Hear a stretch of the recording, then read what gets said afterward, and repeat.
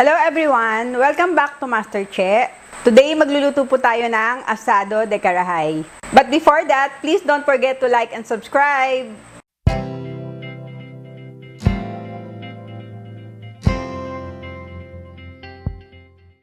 Ito po ang ating mga kailangan sa asado de carahay.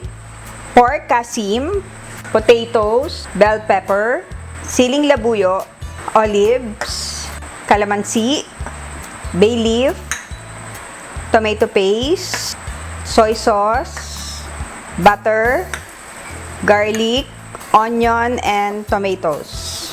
Okay, simulan na po natin. Lagay po natin ang ating butter. Lagay din po tayo ng oil para hindi masunog ang ating butter.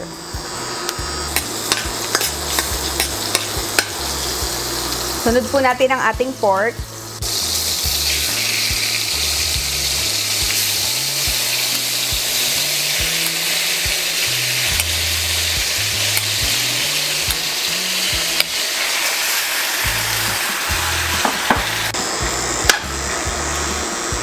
Ngayon po, lalagay natin ang ating garlic, ating onions, and the tomatoes.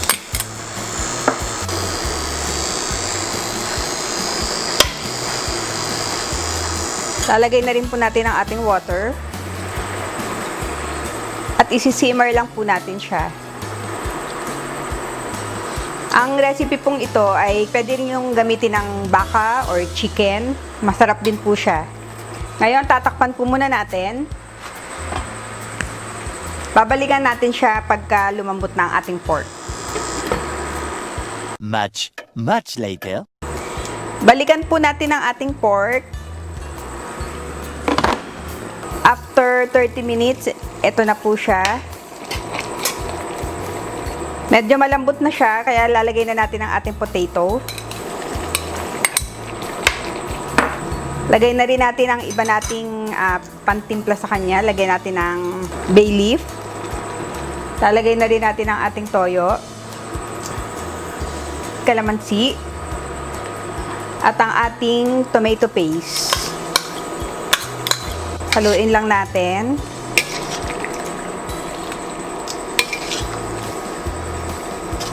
Babalikan natin uli ang ating pork pag malambot na talaga siya at ang ating potato. Tatakpan lang po natin ang pork natin uli at babalikan natin siya ulit. A few moments later. Balikan na po natin ang ating asado de carahay. Yan, malambot na po ang ating potato. Lagay lang po natin yung the rest of our ingredient.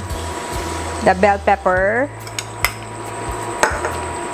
At ang ating olives.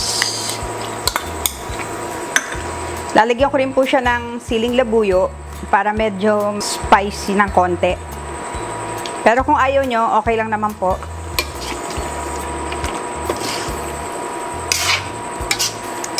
Lalagyan ko lang po siya ng konting sugar and pepper.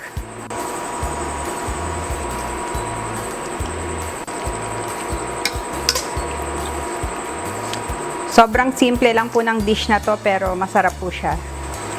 Magpi-plate na po tayo. Ito na po ang ating pork asado de carahay. Tikman na po natin siya.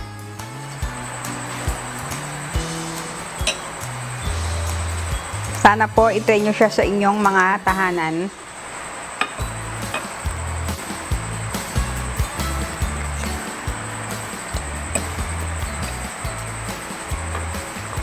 Sarap po niya. Sana po i-try nyo. At napakalambot po ng pork. Napakasimple lang po niyang gawin. Gusto ko lang pong batiin ng happy anniversary ang aking sister-in-law na si Beng Comilla and Kuya Boyet Comilla. And happy birthday to Rose Garcia Flores. Please don't forget to like and subscribe. And see you next time. God bless you all.